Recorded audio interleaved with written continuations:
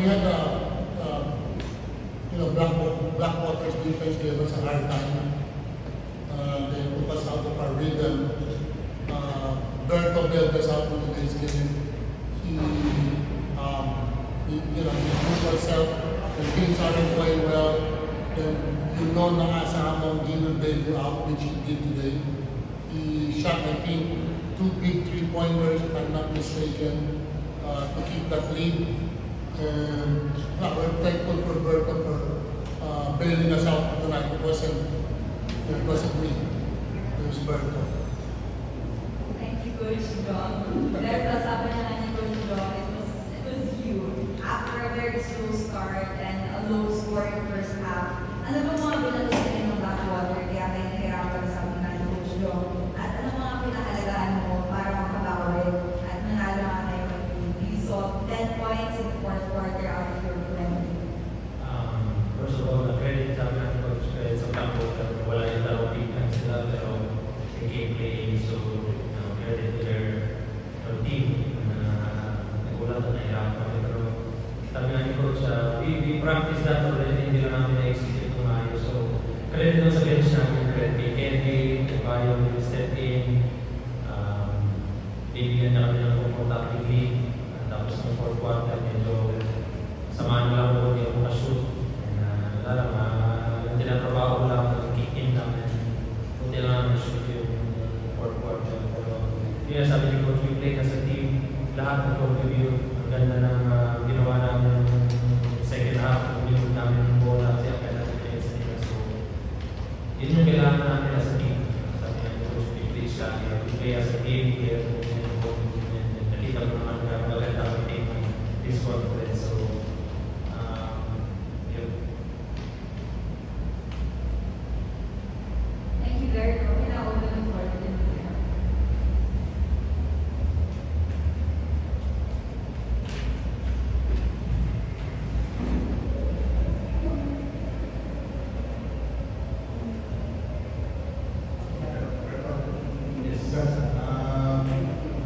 Since ako ay sabihin yung nagbago doon sa especially yung players know what to do. Yung first game namin, yun yung sabi ni Coach, may talo na pangit, may talo na maganda. So yung game na yun, maganda yung ginawa namin, overwhelmed lang kami sa talent sa game. Pero yung kagandahan namin, sinunod pa rin namin yung ensayo namin lagi sa practice. Yung movement namin without the ball, yung movement. Continue lang namin yung page ng Eagles nun. So yung 3 games na to, napapakita na every game, kita mo naman yung players na nag-step up sa atin. So credit din Coach yung yan sa mga skills coach namin, sila Melos, Coach Baby, sila Coach Edman. Araw-araw kami nag-i-skills. So pag yung mga teammates ko nagbibigyan ng belief ni Coach na kaya nila,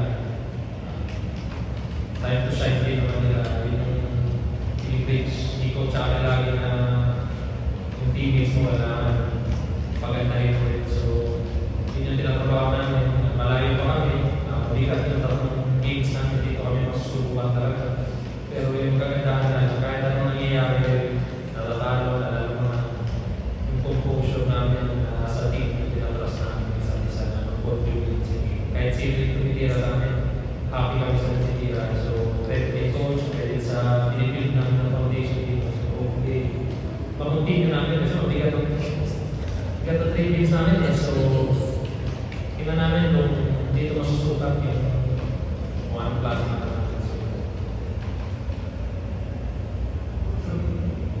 If by one pa here another trophy, pero slowly pa ako get the last every minutes na is over quarter. Let's see what goes here. Kasi silang magandang laro eh. So, nabibigyan naman sila ng play time. So, talaga kung maganda yung laro nila, siyempre, kahaba yung laro nila. So, alam naman nila yung rotation ng team. Alam naman nila kung sino papasok, para kanino. Minsan, nag-iisip generally yun ang pasok, pero kung mas maganda yung laro ng iba, usually lang magkakaroon ng mas makapag-play time.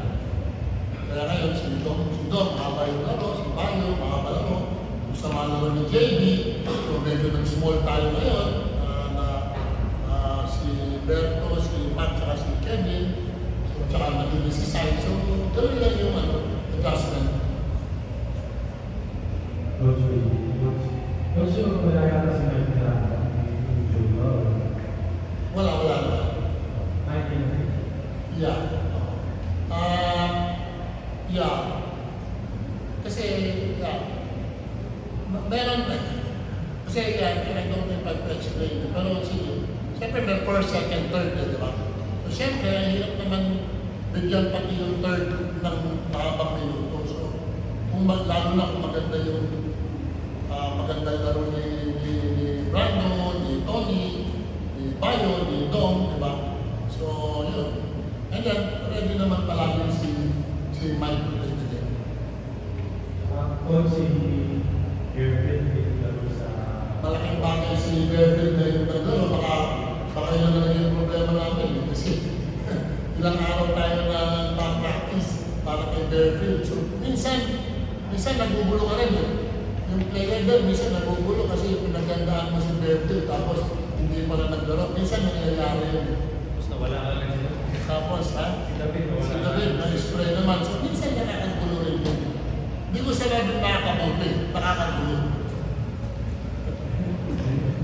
Because speaking of, sabi lang nila sa mga yung next 3 games, yung out of Europe than to go on. Going to that 3 games with Ginebra, Gloria, and Canada. Yeah, kasabihan niya, 1 game at a time. Yun, we have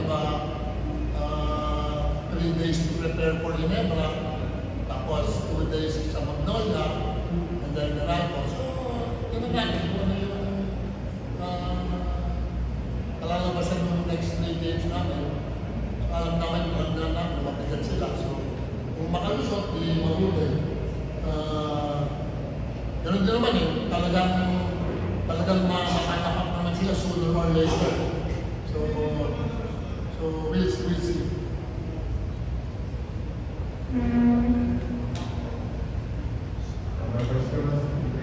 Coach Joey Chico and Ganda ng game nito ah. Ganda yung game. Parang hindi kami iPhone. and the coach and Thank you.